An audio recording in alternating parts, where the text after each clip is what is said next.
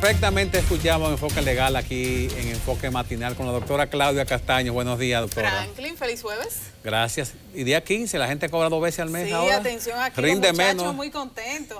Da para comprar las mascotas que faltaron al inicio del año. Hacer la compra. Hacer la compra.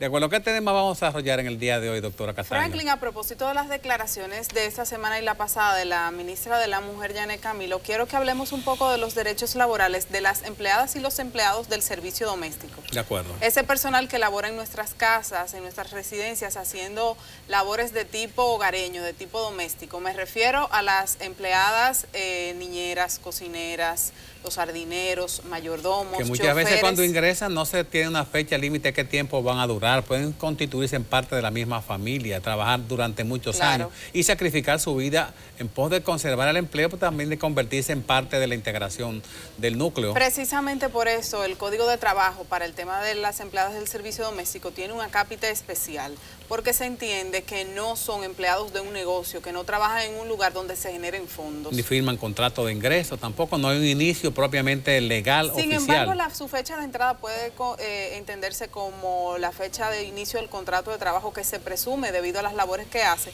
que son remuneradas. ¿Cuáles son sus derechos? Su salario. Si vive en la casa, se considera que la vivienda y la alimentación es parte del 50% de su ingreso. Y también le corresponden pago de vacaciones y pago de salario de Navidad, que aquí hay mucha confusión, Franklin, porque la gente eso lo obvia y entiende que cuando le paga un servicio doméstico, un salario de Navidad, es un regalo. No se contempla esa parte. Es un regalo y eso no es un regalo, ni un favor, ni que usted es muy buena jefa. Eso es obligatorio y hay que pagárselo antes del 20 de diciembre. ¿Cuál es la referencia desde el punto de vista del tope salarial? ¿Cuál sería el mínimo y cuál sería más o menos lo que en el Ministerio de Trabajo se tomaría en cuenta para cualquier reclamación? Casualmente no hay un tope, es algo que se acuerda entre las partes. Es una de las características particulares de ese contrato de trabajo. Sin embargo, vuelvo y te digo que se entiende que quienes viven en la casa, o sea, esos empleados que residen en el hogar, se entiende que la vivienda y la alimentación es el 50%. Lo que se le da en efectivo en cada quincena sería el equivalente al 50%. Precisamente no hay ningún tipo de formalidad en la contratación y generalmente el pago se hace en efectivo. Lo recomendable sería que se haga en cheque, que es un documento que sí oficializa que se efectuó el pago y qué cantidad. No en cheque, pero por lo menos que se firme un recibo en el hogar donde quede una constancia y un registro de que eso se le ha venido pagando.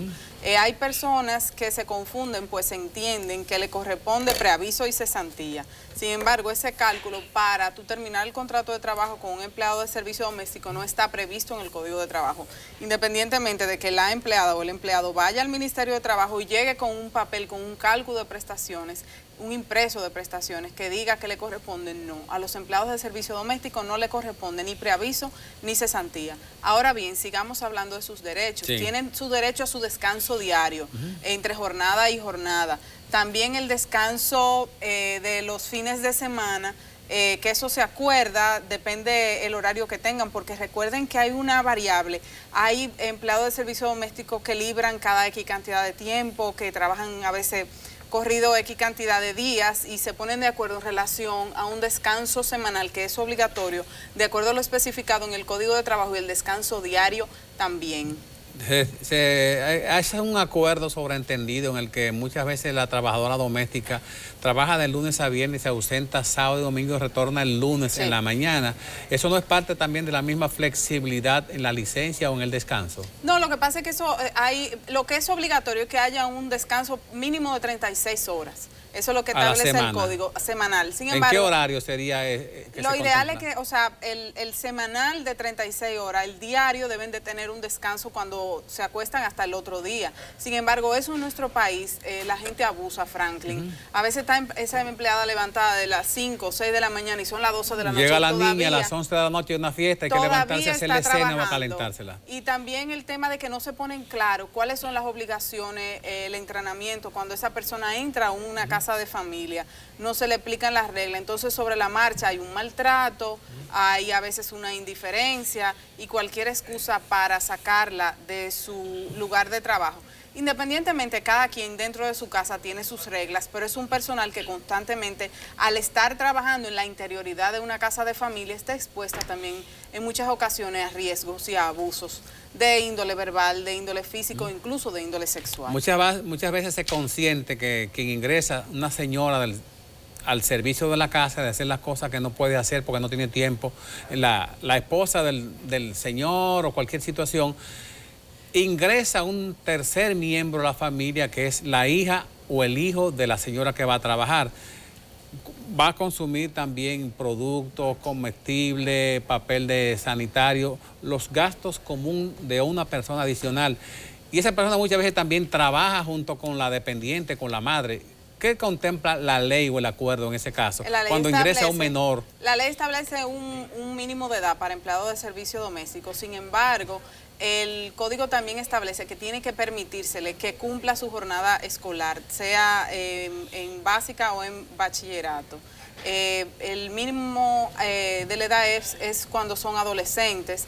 Sin embargo, hay que tener en cuenta el tema de la edad precisamente para que se cumpla el hecho de que esa persona pueda educarse. En muchos casos la señora está embarazada cuando ingresa o sale embarazada trabajando y da a luz, tiene un parto. Entonces, el soporte de la lactancia, ¿qué contempla un acuerdo ético o un acuerdo legal en ese caso? Ok, vámonos primero con lo que dice el Código de Trabajo. Las empleadas de servicio doméstico no entran en la generalidad de los casos que trata el Código de Trabajo porque ellas tienen un régimen especial. Sí puede terminarse el contrato de trabajo cuando la empleada de servicio doméstico está embarazada o está lactando o está en posparto. Entonces ahí entra el elemento ético al que tú te refieres. Está en las partes, ponerse de acuerdo de cómo van a ayudar a esa persona que estuvo laborando con ella, pero ya es lo obligatorio el pago de vacaciones y proporción de salario de Navidad a la hora de terminar ese contrato de trabajo. De acuerdo. Por favor, para que le coloquen el cintillo en la pantalla de los números de teléfono para cualquier persona que quiera hacer alguna llamada. Ahí lo tienen, el 809-683-8785 y el 809-683-8786, igual que el 8796. Doctora, con respecto a la enfermedad de la señora que trabaja en la casa, digo señora porque generalmente es del sexo femenino, sí, a menos que no es un jardinero o alguien que conduzca pero un vehículo normalmente motor. Son señoras que viven en los hogares. Exactamente. El problema de salud de la persona que está en la casa, ¿quién lo cubre? ¿Ella o lo tiene que cubrir la dueña de la casa? Bueno, en principio el código no establece quién cubre la enfermedad y se entiende que debe ser la empleada. Es un vacío entonces del código. Hay un vacío que incluso el año pasado el SENASA abrió un espacio de 50,000 posibilidades de personas que pudieran aplicar para un seguro de salud para empleadas de servicio doméstico solventado por el SENASA. En este momento hubo incluso que abrir el plazo porque había gente que no lo hacía, entonces lo desaprovechaban. Acérquense y es una oportunidad para que ustedes tengan sus empleadas cubiertas. De acuerdo, tenemos una llamada telefónica. Buenos días. Su pregunta, ¿de dónde llama? Sí, dígame. Buenos días, sí. De este lado le habla Ángela Rodríguez. Sí, su pregunta. Licenciada, quisiera hacerle una pregunta respecto a la doméstica, que es bueno para escucharlo, porque hay que decirle que los días de fiesta no le corresponden, que uno se lo da si uno quiere, pero ellas no entienden eso muchas veces. Muchas gracias por su pregunta. ¿Qué contempla el acuerdo con respecto al día de fiesta? Bueno, en principio no es laborable y tienen que ponerse de acuerdo a ver cómo eso se cubre. Sin embargo, que el servicio doméstico tiene derecho a ausentarse diciéndoselo a quien es su contratante. Lo que pasa es que eso es algo que ellas tienen que ponerse en principio de acuerdo. Porque cuando comienza a trabajar, se aclara esa situación. Claro, se aclara porque independientemente de que son laborables los días en la casa de familia, el Código de Trabajo de manera general lo establece como una fiesta nacional, de índole nacional.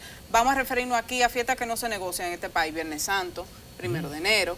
Entonces usted también tiene que ponerse de acuerdo con su empleada porque usted no puede obligarla a que ella trabaje un 24, un 25 de diciembre, un 31 de diciembre y un 1 de enero porque son seres humanos que también tienen familia. De acuerdo. En eso usted tiene que pensar. Usted antes de que ella empiece a trabajar con usted tiene que poner eso claro. Vamos a tomar una próxima llamada. Buenos días. ¿De dónde llama su pregunta, por favor? Sí, buen día. Sí, su pregunta, por favor. Sí, llamo de San Juan de la Maguana. Su pregunta, por favor. En caso de que ella prescinda de los servicios de esa persona que tenemos en la casa, ¿le corresponde una liquidación? Muchas gracias por su pregunta. Sí, era lo que nos referíamos anteriormente. No le corresponde una liquidación como si fuera un empleado de una compañía. Lo que le corresponde es su proporción de su salario de Navidad hasta ese momento que usted decida terminar ese contrato de trabajo y sus vacaciones, si a esa fecha usted no se la ha pagado. no le corresponden a los empleados de servicio doméstico, repito, ni preaviso ni cesantía en ese caso. Vamos a suponer que trabajó durante 2 años en esa casa de familia con un salario de 8,000 pesos mensuales. ¿Cuánto le correspondería aproximadamente? Su proporción de salario de Navidad hasta ese momento, que tú sabes que se hace un cálculo de... El salario de Navidad meses. sería un doble sueldo y un sueldo y un salario normal de la mensualidad. No, es un salario adicional, es un salario 13. Son 2 sueldos. Entonces, eso se divide entre el número de meses que tenga el año. Y esa proporción que haya calculada hasta el momento que usted está terminando ese contrato de trabajo, se le paga, aparte de las vacaciones. No se incluye ni preaviso ni cesantía. Ahí hay mucha duda y la gente todavía, algunos se refieren a lo que dice el código, que es que no se paga,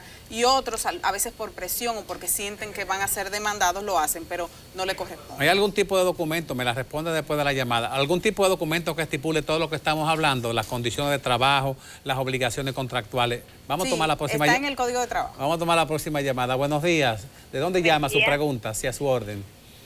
Buen día. Sí, adelante, sí, le estoy escuchamos. Escuchando su pregunta, por favor. Ok, mi pregunta es, ¿cómo cuánto debería ganar una persona que cuida a 2 niños más los quehaceres del hogar?